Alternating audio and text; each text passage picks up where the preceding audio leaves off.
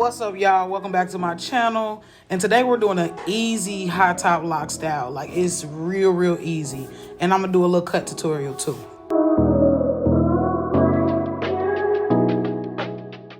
The wash is y'all favorite part, so I'ma just be quiet and let y'all enjoy. Before I let y'all get into this wash, I'm gonna let y'all know that all products that I use are Design Essential products. No, they do not sponsor me, but just in case y'all do Design Essentials, definitely hit me up in my email. But nah, all of my products that I use are Design Essentials, from the shampoo all the way down to the conditioner.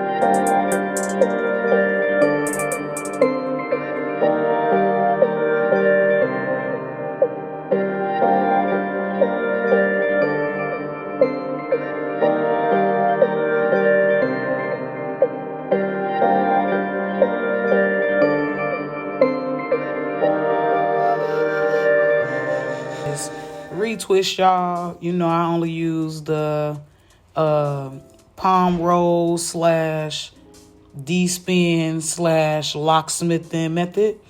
My client has went 2 months without a retwist. So I'm zooming in right here so that y'all can see how I do my little method or whatever. I just use the comb as a guideline, and I just like to make sure that I straighten out the parts with the comb. I don't twist with the comb. No disrespect to anybody who do it. It's just not my technique. So I know most of y'all ask me like, oh, what product do you use? What product do you use? Y'all, I got the worst news of my life. The lady that I was getting my lock gel from messaged me and said she not making her gel no more. I could have literally cried. It's the best product that I've ever used in my life, and I'm not gassing her. She don't sponsor me or anything, but like, it was literally the best lock gel that I used. At first I was using lock-in, but I just, in the most respectful way, prefer her product because, you know, during COVID, they kind of like changed their formula a little bit, and I just didn't like what it was doing with my client's hair. Now, it's a good product, but, you know, I just prefer hers. But yeah, so now I'm on the hunt for another lock gel. So I pretty much bought up all her inventory, and I'm sick to my stomach, y'all. Y'all don't even understand. But yeah, I slowed it down so y'all can see the method again, just in case you missed it the first time. Yeah, this is how I do it. Just take the comb, apply the product, apply a little bit of product, and then I go ahead, you know, like I said, use my comb as a guide. He hasn't been to me in a couple of months, and I had to like reestablish his parts because he ended up maintaining his hair on his own in between that time. If I'm not mistaken, it was about 2 months, 2 or 3 months. But yeah, so I just had to reestablish the parts so that, you know, I'm just all about the parts. The parts got to be crispy, G. The parts got to be crispy. So that's what you see I'm doing here, y'all. You know, I'm gonna tap back in a minute. I don't know if I explained this before, but I'm retwisting without clips. Personally, that's my favorite thing to do when I retwist somebody who's getting a style directly afterwards, because I'm able to kind of like map out the style without having to like, it basically is more efficient for me. I don't have to spend extra time taking out those clips or making sure like, I don't know, I just don't like to spend extra time on taking out the clips and trying to map it out after they come from under the dryer.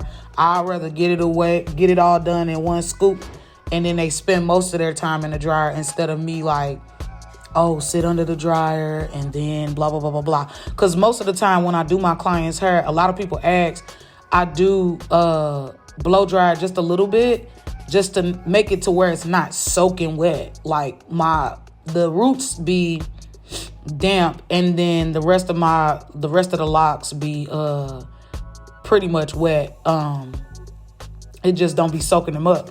And then after, you know, I mean, like while you're retwisting, depending on how many locks your client has, the hair pretty much dries during the retwist. So it's not like they leaving out with moldy locks or nothing like that, or they coming back to me and they got mold in their locks, or they hair smell like feet. You know what I'm saying? So they definitely sit up under that dryer. I don't do nothing extra. I don't do nothing extra to like dry them, like spray spritz. Don't ever spray spritz in your client's hair. But I don't do nothing to speed up the process. The process is you sit under the dryer until you dry. That's it. Period. So after I finished that little section, I just wanted to like slow it down a little bit more, just so y'all can catch on a little bit to how I do my process, my little technique or whatever that works for me. But yeah, man, I hope that this video helps anybody who I wasn't able to teach physically, like hands-on. I hope this kind of like help y'all understand my process, and also helps you pretty much get your own, formulate your own technique to where, you know, you could be efficient during your retwist or whatever, just to get the best quality that you can for your clients. So I appreciate y'all for watching this video. If y'all been watching this long, go ahead, hit that like button, hit that share button, hit that subscribe button, hit that notification bell as well, so that you can get notified you can get notified every time I post a video or whatever, to stay up to date with me. But I really appreciate y'all for tuning into this video, man. Like, I know I've been gone for a couple months. I've been having some things happen in my life that I had to really sit down and bounce back from and take some time for myself. But yeah, I appreciate y'all. If y'all made it this far in this video, leave me a comment on how, like, if y'all got any questions, if you just want to say good work, whatever, just leave me a comment. I'm gonna definitely respond back. I appreciate y'all's support.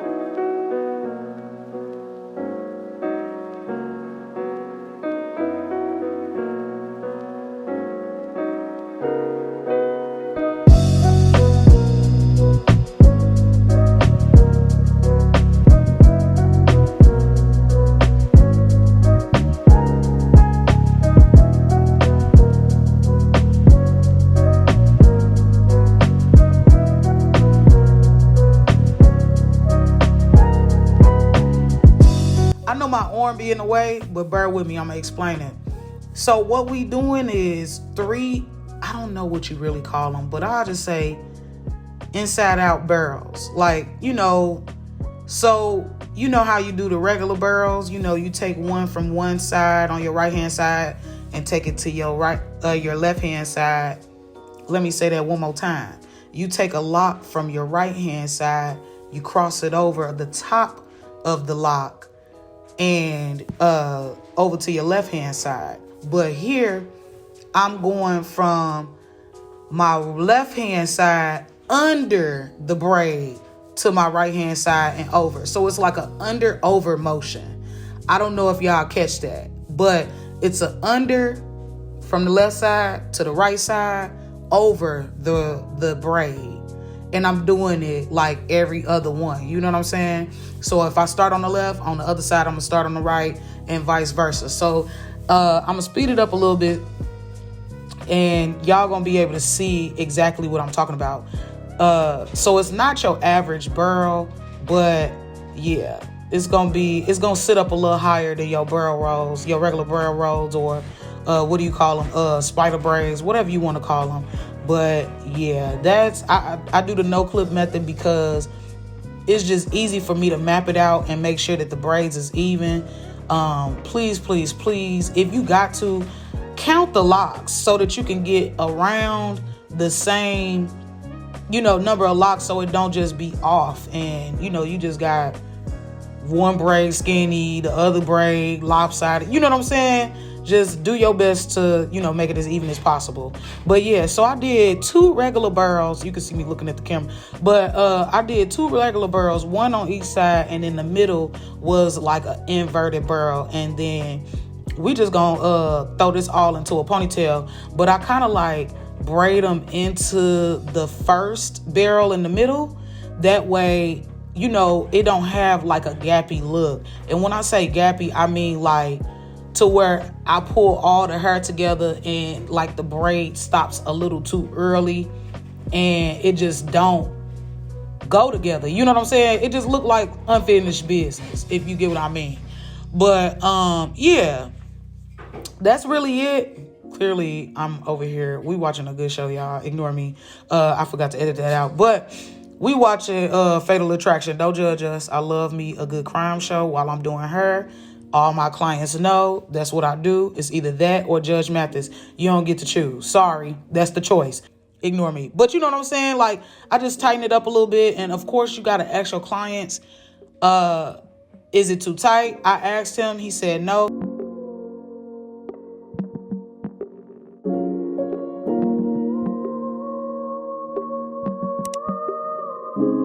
All right, y'all, on to the haircut portion. I'm just going with my wall magic clips closed to set that first guideline in. I usually don't really care to make a harsh guideline when I first set it in because it'll take longer and more effort to get out. But now I'm going with my 1.5 blade against the grain just to make that second guideline.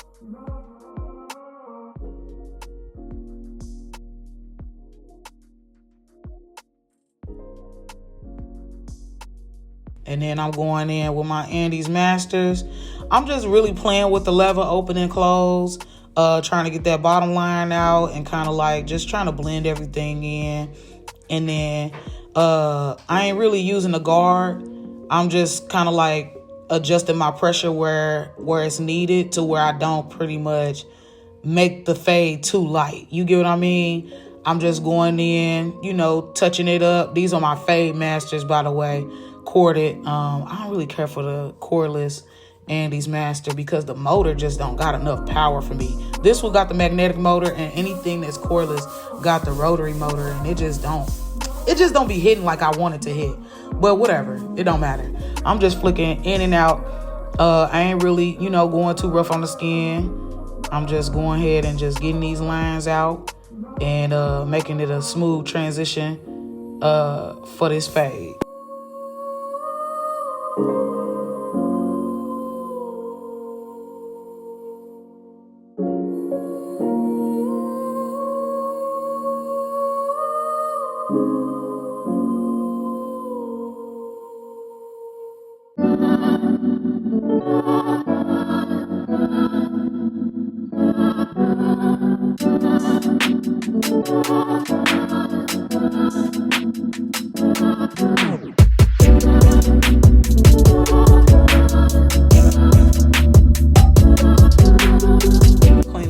ball line with the I'm cleaning up the hair under the ball line, my bad. With my clippers closed, same clipper, the magic clips, and I'm closing it up, and I'm definitely cleaning up that line with the clippers, with the trimmers or whatever. But yeah, I'm just going in, cleaning that up so I can see my fade for real. Sometimes leaving that just whatever, but either way, I'm cleaning it up. And then I'm just kind of like notching, going in with like the corners of my blade. If I see anything weird, I'll just, you know what I'm saying? If I see anything that I need to touch up a little bit more, I'll go in and touch it up.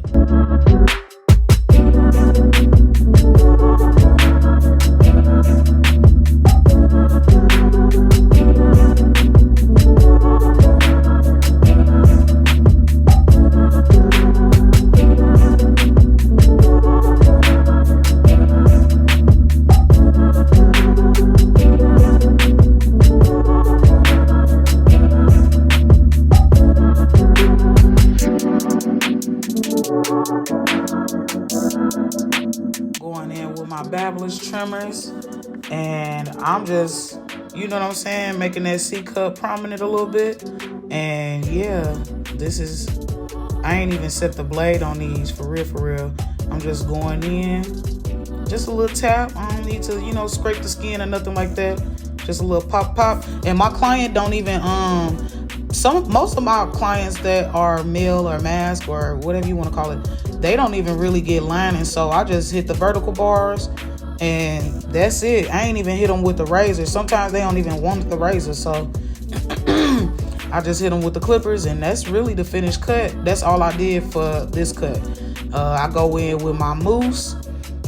You can use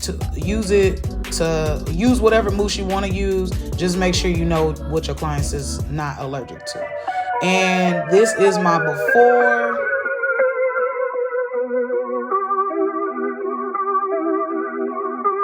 This my after. Oh, we worked a miracle. You hear me? He's back in the game. Leave a comment and let me know what y'all think. I appreciate y'all for coming and watching this video. I'm out.